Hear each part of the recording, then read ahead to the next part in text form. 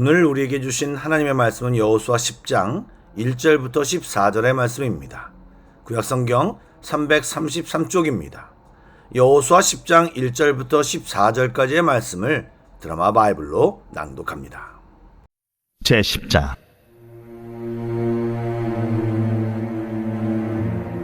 그때에 여호수아가 아이를 빼앗아 진멸하되 여리고와 그 왕에게 행한 것 같이 아이와 그 왕에게 행한 것과 또 기브온 주민이 이스라엘과 화친하여 그 중에 있다함을 예루살렘 왕 아도니세덱이 듣고 크게 두려워하였으니 이는 기브온은 왕도와 같은 큰 성임이요 아이보다 크고 그 사람들은 다 강함이라.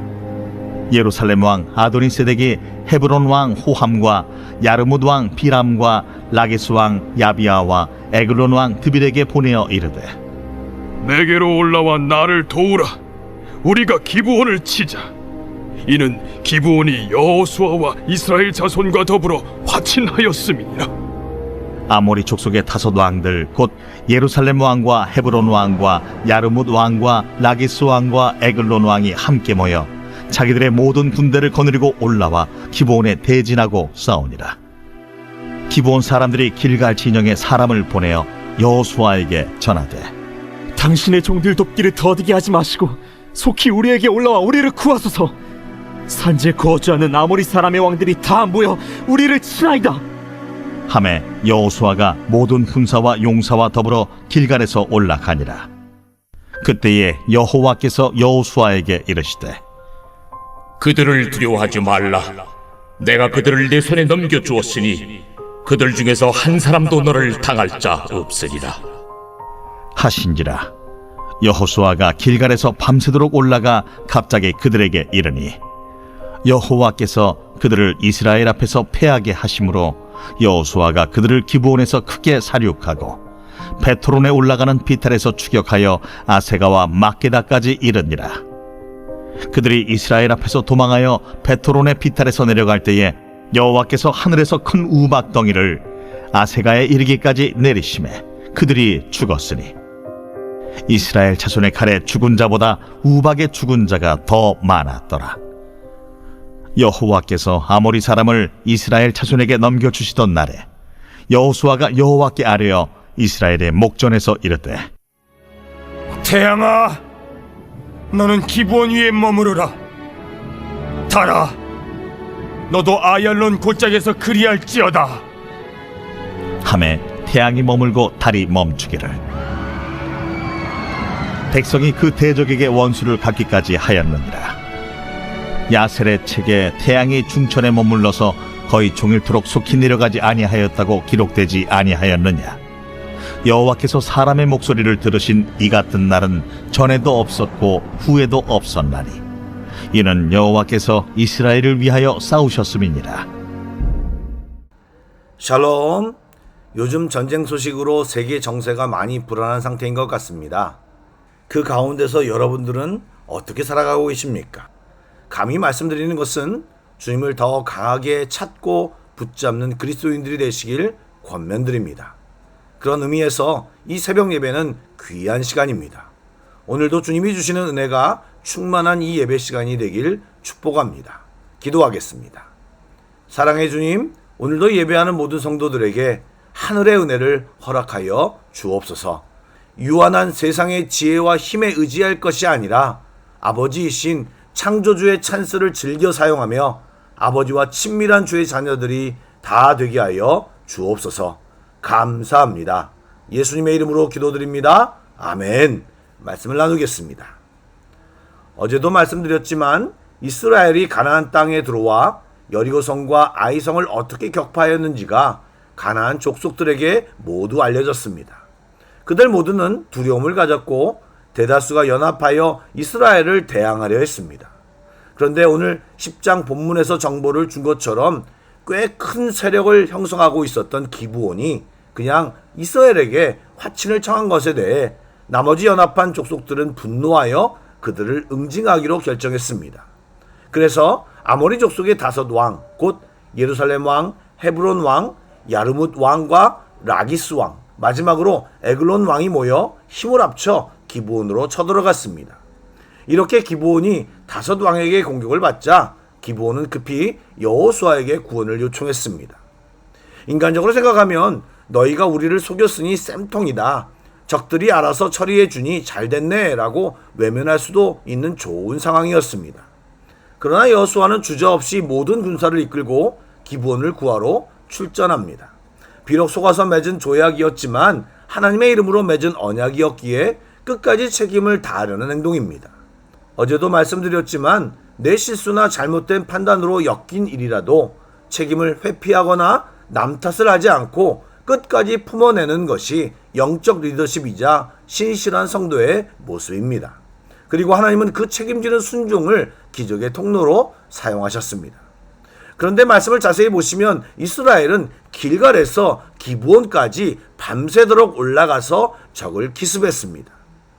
남을 도와주러 가면서 산길을 철야 행군을 한 것입니다.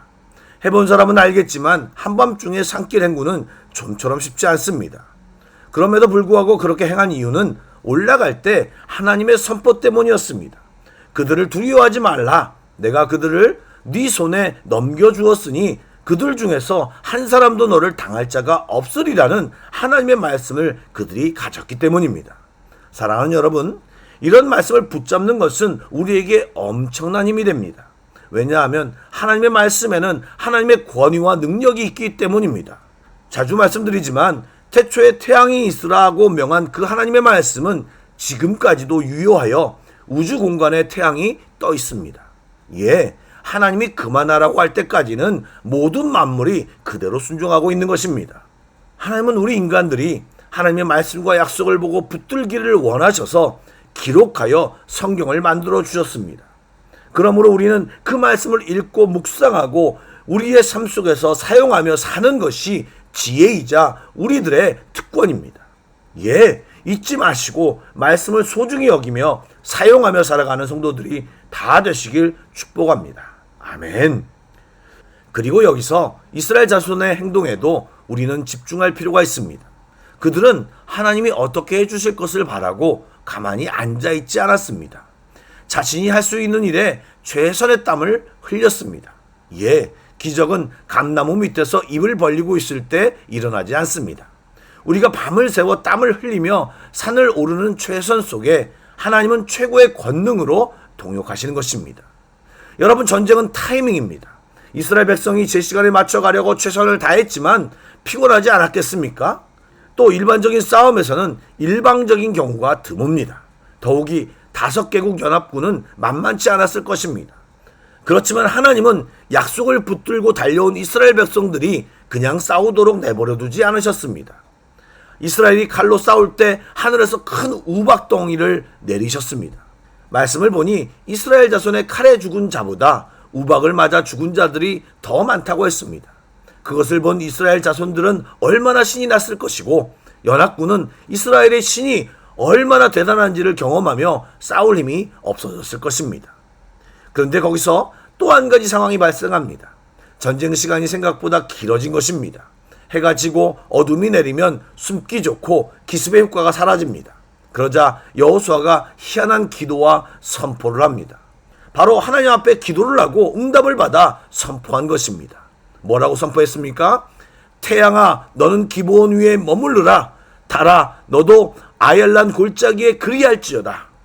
그는 대적을 멸망시키려는 것이 하나님의 뜻임을 확신했기에 우주 만물을 지으신 창조주께 우주의 운행을 멈춰달라고 스케일이 아주 큰 기도를 하나님께 드린 것입니다.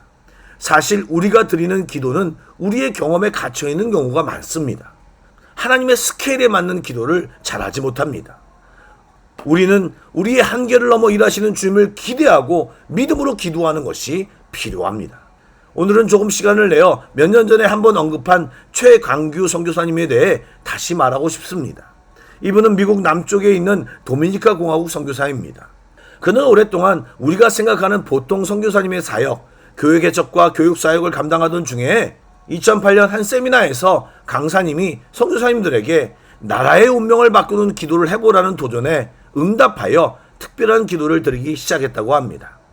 도미니카 공화국은 우리나라 태풍처럼 허리케인이 지나가는 길에 위치하고 있어서 매년 엄청난 피해를 입는 상황 속에서 발전을 꿈꾸지도 못하는 나라였다고 합니다.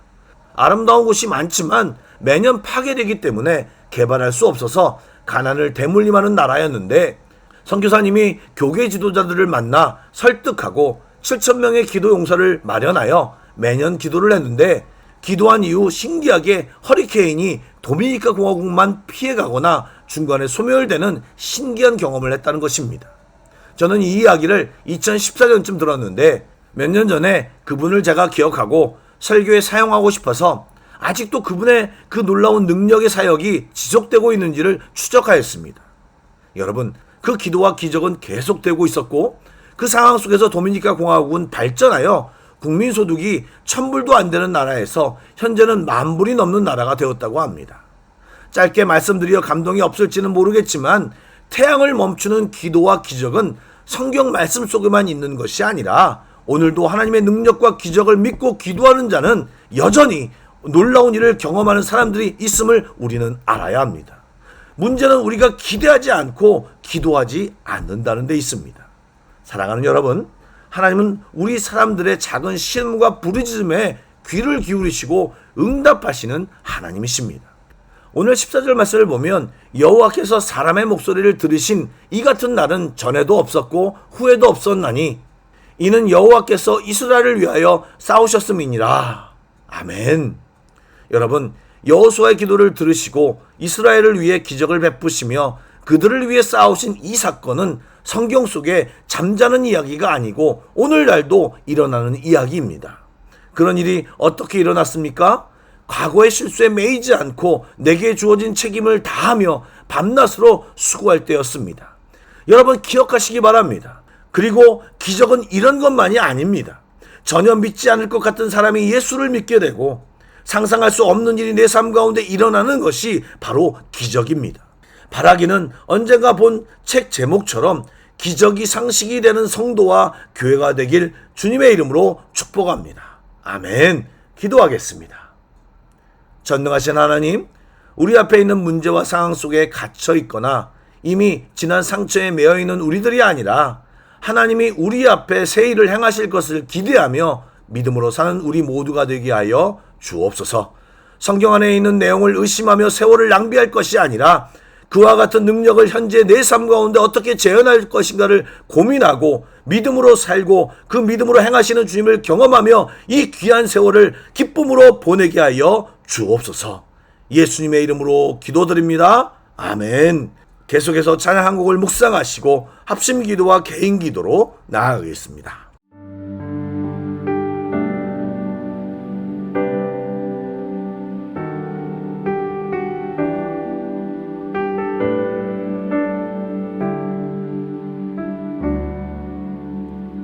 주께서 주신 모든 시간 헛된 것 없네. 그 어느 것도 주의 뜻 알기 어려워도 이유 있음을 알기 원해.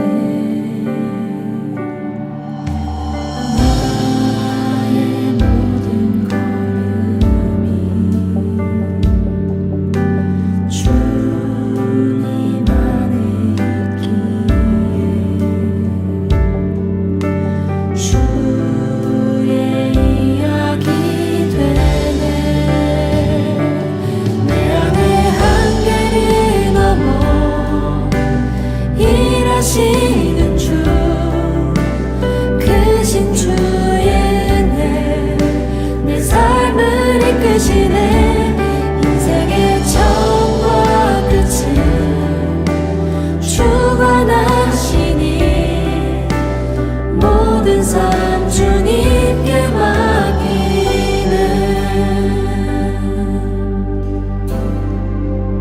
주께서 주신